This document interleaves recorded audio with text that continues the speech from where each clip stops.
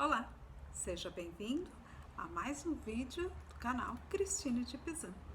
Eu sou Lucimara Leite, aquela professora que ama Cristine de Pizan, adora suas obras e fica impressionada como que uma mulher, lá no final da Idade Média, entre 1399 1429, ou seja, pouquíssimo tempo, conseguiu escrever a quantidade de obras que ela escreveu.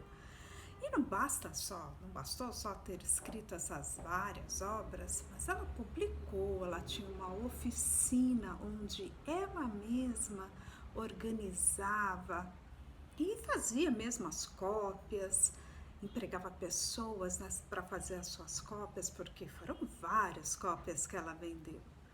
E mesmo ela empregava até mulheres para ajudá-la nessa produção, tanto das cópias quanto da produção das iluminuras, ou seja, aqueles desenhos bárbaros que tinham uma relação muito intrínseca com o texto.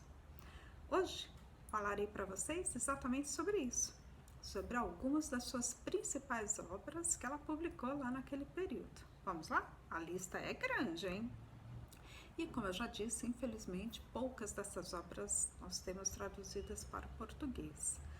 Temos uma versão do La Cité des Dames, a Cidade das Senhoras, que eu já recomendei aqui no vídeo para vocês, da professora da Federal da Paraíba, Luciana Calado, e a versão que eu fiz também do livro O Espelho de Cristina, que é uma transcrição que eu fiz da obra de 1518, já uma das primeiras traduções lá para o português.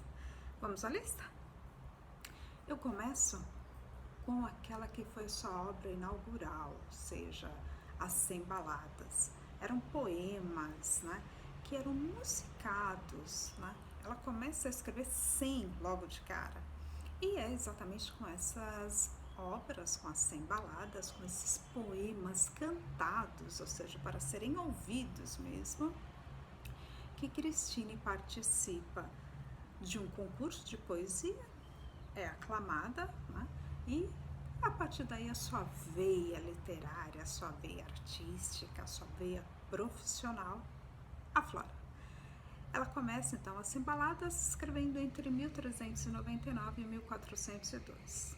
Depois vem outro livro que eu acho um charme, Cartas ou Epístolas ao Deus do Amor.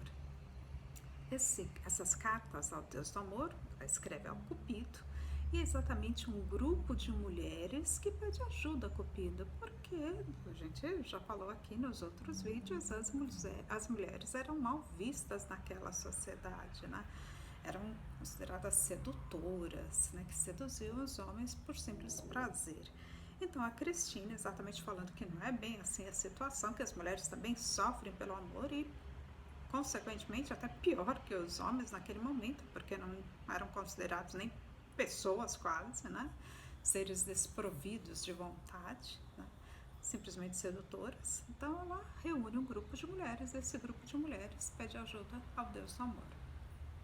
Na sequência vem o Epítre de Alteia, ou as Cartas a Alteia, que ela escreveu em 1400, que é inspirado na obra Metamorfose de Ovídio, e tem como pano de fundo a mitologia grega. Nessa obra, a Cristina escreve sobre fundamentos éticos da cavalaria e da política medieval e visa educar o cavaleiro. Então veja, ela não escreveu obras de educação só para as mulheres, escreveu também para os homens.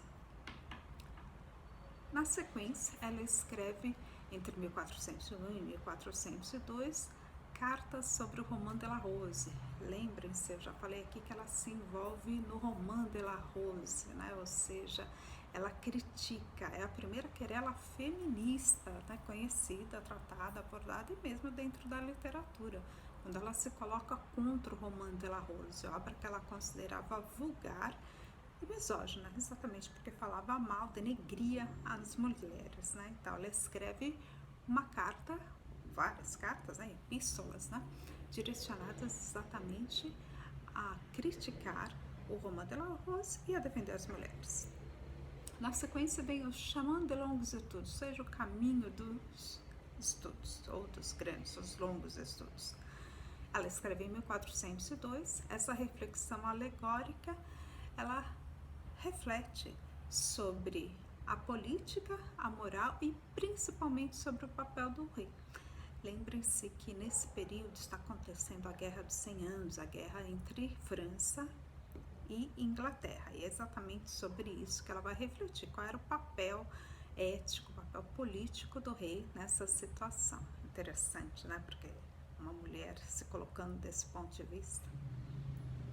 Na sequência vem o livro do Duque dos Verdadeiros Amantes, ou seja, aí também é uma obra feminina, uma obra poética, e é a versão feminina do Roman de la Rose, ou seja, o Roman de la Rose servia para dizer como que os homens deveriam seduzir ou buscar seduzir mesmo as mulheres. E no Roman de la Rose é a versão feminina de como que as mulheres aparecem dentro da literatura, dentro do amor.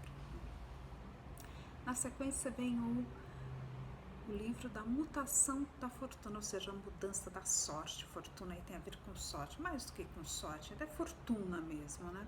Esse livro foi escrito em 1404. É um conhecimento enciclopédico e autobiográfico.